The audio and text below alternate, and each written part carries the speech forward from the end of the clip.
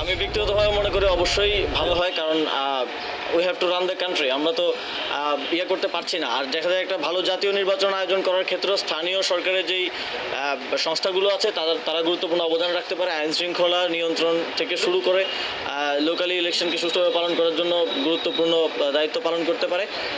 কিন্তু আমার ব্যক্তিগত চিন্তা দিয়ে তো আর ডিসিশন হবে না, চূড়ান্ত সিদ্ধান্ত সরকারের পক্ষ থেকে আসবে। আপনারা মনে করছেন যে স্থানীয় সরকার নির্বাচন প্রয়োজন, কেন তাহলে অন্য রাজনৈতিক দলগুলোর উপর ডিপেন্ড করছেন তারা মত দিবে কিনা, এটি আসলে দেখুন, সবার আগে তো হচ্ছে জনগণ। এখন আমাদের যেটা সবচেয়ে বেশি কমন অভিযোগ আসে সেটা হচ্ছে একটা ওয়ারিশ সনদ, একটা ডেথ সার্টিফিকেট, একটা জন্ম সনদের জন্য গিয়ে ঘুরতে হয় কিন্তু পাওয়া যাচ্ছে না। পাওয়া না যাওয়াটাও স্বাভাবিক, কারণ আমার অফিসারের তো হচ্ছে তার নিজের দায়িত্ব পালন করতে হচ্ছে, অতিরিক্ত দায়িত্ব হিসেবে সেখানে দায়িত্ব পালন করতে হচ্ছে। পৌরসভাগুলোতে ওয়ার্ড কাউন্সিলর পর্যন্ত নেই, এবং একজন সরকারি কর্মকর্তা যতই হোক একটা ওয়ার্ডের দায়িত্ব আসলে সে ঠিকভাবে পালন করতে পারবে না, কারণ সেখানকার মানুষগুলোকে সে চেনে না, রাস্তাঘাটও চেনে না। তো এই চ্যালেঞ্জগুলো আছে। আমি মনে করি জনগণের কথা বিবেচনা করে জনগণের সেবায় যেন কোনো বিঘ্ন না ঘটে, সেই জন্যই স্থানীয় সরকার নির্বাচনটা হওয়া উচিত। এবং সেক্ষেত্রে আমরা যেহেতু একটি ঐক্যমত্যের ভিত্তিতে এই সরকার পরিচালিত হচ্ছে, এবং এই সরকারের একটা অন্যতম ম্যান্ডেট হচ্ছে সবাইকে সাথে নিয়ে চলা। সেই জায়গা থেকে রাজনৈতিক দলগুলোর সাথেও রাজনৈতিক দলগুলোর ঐক্যমত্যের ব্যাপারটাকে আমরা সম্মান এবং শ্রদ্ধা অফিসার যখন 2-3টা দায়িত্ব পালন করতে হচ্ছে তাকে, কোনোটাই আসলে ঠিকভাবে পালন করা একজন মানুষের পক্ষে কঠিন হয়ে দাঁড়ায়। সেই জায়গা থেকে আমি ব্যক্তিগতভাবে মনে করি স্থানীয় সরকার নির্বাচন করার মাধ্যমে সেখানে জনপ্রতিনিধি প্রকৃত জনপ্রতিনিধিদেরকে নিয়ে আসা উচিত। আর আপনারা যে জানেন এই বিষয়ে সর্বশেষ যে ঐক্যমত্য কমিশনের মিটিং ছিল সেখানেও আলোচনা হয়েছে। এই বিষয়ে আলোচনা এখনও চলমান আছে, চূড়ান্ত কোনো সিদ্ধান্ত সরকারের পক্ষ থেকে হয়নি, তবে খুব দ্রুতই কোনো একটা সিদ্ধান্ত আসবে। হয় জনপ্রতিনিধি নির্বাচন অথবা আমরা প্রশাসক নিয়োগের মাধ্যমে স্থানীয় সরকারের সংস্থাগুলো পরিচালনা করব।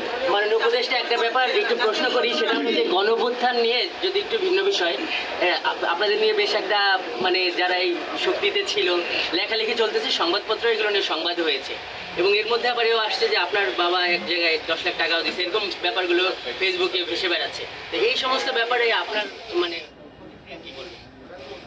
দেখুন, গণঅভ্যুত্থানে আমি মনে করি সারা দেশের আপামর জনসাধারণের যে অংশগ্রহণ ছিল সেটাই এই গণঅভ্যুত্থানকে সফল করেছে।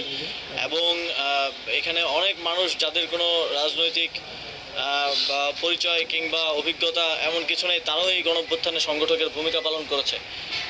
এবং আমি একবার বলেছিলাম যে গণঅভ্যুত্থানে অন্তত 5 লক্ষ সংগঠক আছে। একটা ঐতিহাসিক সময়ে সৌভাগ্যক্রমেই বলবো যে আমরা একটা বাংলাদেশের জনগণকে রিপ্রেজেন্ট করার, তাদের কথাগুলো বলার, ভয়েস হওয়ার সুযোগ পেয়েছি। এর বেশি কিছুই নয়।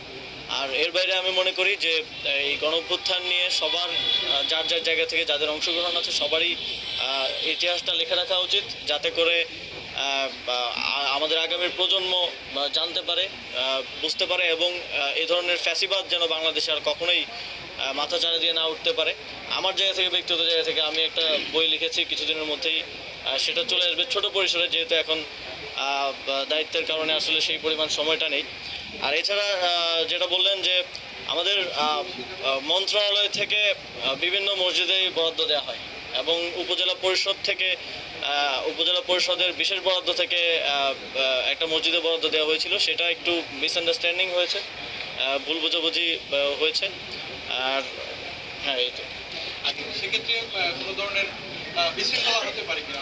দেখেন, আপনি তো মাঠে কাজ করেছেন, গণঅভ্যুত্থানের সময় সংবাদ সংগ্রহ করেছেন, you have your part of the stories. আপনি একভাবে দেখেছেন, আপনি এক জায়গায় ছিলেন, সেখানে তো আমি ছিলাম না। আবার অন্য এক জায়গায় দেখেছে, অন্য এক জায়গায় ফাইট করেছে, সংগঠকের ভূমিকা পালন করেছে। তো সবার যার যার স্টোরিটা লেখা উচিত। এখানে ওভারল্যাপিং হতে পারে, এখানে কিছু জায়গায় হয়তো কনফ্লিক্টও হতে পারে, কিন্তু একজন সাধারণ মানুষ হিসেবে যখন আমরা 10 জনের কথাগুলো বুঝবো, তখন একটা ওভারঅল আইডিয়া আমাদের চলে আসবে যে আসলে কি হয়েছিল। এখনও অনেকগুলো জিনিস আসলে আমি নিজেও হয়তো অনেকগুলো বিষয় জানতে পারিনি, কারণ গণঅভ্যুত্থানের একদম উত্তাল সময়ে 10 দিন আমি ডিসঅ্যাপিয়ারেন্স অবস্থায় ছিলাম। তো সেগুলো আমিও মনে করি যে এই লেখাগুলো আসলে হয়তো আমার জানার জন্য সুবিধা হবে।